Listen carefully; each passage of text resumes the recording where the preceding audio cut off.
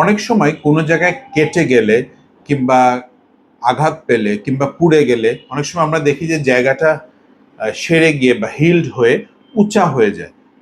এটা কিন্তু অনেক ক্ষেত্রেই হতে পারে, কোনো জায়গায় কেটে গেলে হতে পারে, কোনো গরম পানি পড়লে ওখান থেকে হতে পারে, এনি ইনজুরির পরে, এমনকি যদি পক্স হয় কিংবা ব্রোন হয় তারপরে কিন্তু দেখবো ওটা সেরে যাওয়ার পরে ওই স্থানগুলোতে উঁচা হয়ে যায়, ফুলে যায় এবং অনেক সময় জায়গাটা একটু চুলকায়।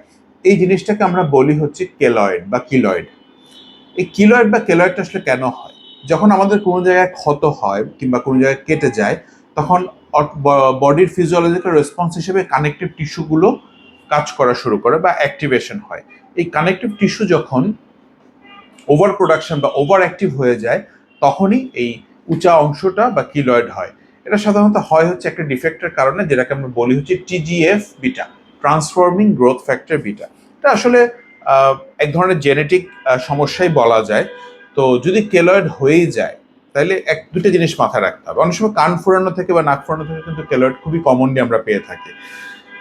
কেলয়েড টেন্ডেন্সি যাদের থাকে তাদের কিন্তু যে কোনো ছোটখাটো কেটে যাওয়া কিংবা ঘষা খাওয়া কিংবা ফ্রিকশন কিংবা যে কোনো ইনজুরি, আমি যেটা বললাম যে ব্রণ থেকেও কিন্তু পরবর্তীতে কেলয়েড হতে পারে। এক্ষেত্রে দুটো জিনিস করণীয় আছে পেশেন্টের। একটা হচ্ছে যে কেটে যাওয়ার পরে কিলয়েড হওয়া মাত্রই আপনি ত্বক বিশেষজ্ঞের পরামর্শ নেবেন বা চিকিৎসা নেবেন। আরেকটা হচ্ছে যাতে একটু সাবধানে থাকা, যাতে কোনো জায়গায় ইনজুরি বা শার্প কাট বা এই ধরনের কাট যাতে না হয়।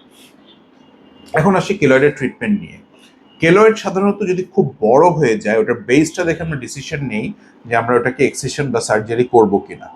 অনেক ক্ষেত্রে কিন্তু কেলয়েডের সার্জারি করলে বা কাটাকাটি করলে কিন্তু কেলয়েডটা আরো বেড়ে যায়, যেহেতু এটা এক ধরনের কাটাকাটির পরে হিলিং প্রসেসেই এরকম হয়ে গেল।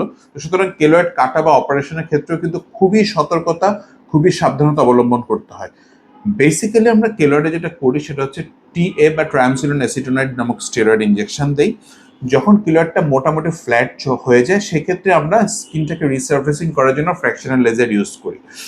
তবে কেলয়েডে আরও কিছু মডেলিস অফ ট্রিটমেন্ট আছে। এখানে কিছু স্পেশাল ইনজেকশন ইউজ করা হয়, যেমন অ্যান্টি ক্যান্সার কিছু ইনজেকশন থাকে যেটা খুবই স্পেশাল ডোজে, খুবই মানে যেটাকে বলবো যে খুব কেয়ারফুলি আমরা এই ধরনের ইনজেকশন দিয়ে থাকি খুব বড় ধরনের কেলয়েডে। অনেক সময় দেখা যায় যে অপারেশনের কাটা দাগ, স্পেশালি ওপেন হার্ট সার্জারি করে কিছু পেশেন্ট আসে বড় কেলয়েড নিয়ে, সেই ধরনের ক্ষেত্রে আমরা এই ধরনের কিছু ইনজেকশন ব্যবহার করে থাকি কেলয়েডের। তবে কেলয়েডে কিন্তু আপনি কাটাছাড়া করতে গেলে মুশকিল হবে। কোন ধরনের কেলয়েড কাটা যাবে বা যাবে না বা কি ধরনের ট্রিটমেন্ট করতে হবে সেটা শুধুমাত্র ডার্মাটোলজিস্ট বা কসমেটোলজিস্ট যারা আছেন তারাই আপনাকে পরামর্শ দেবেন।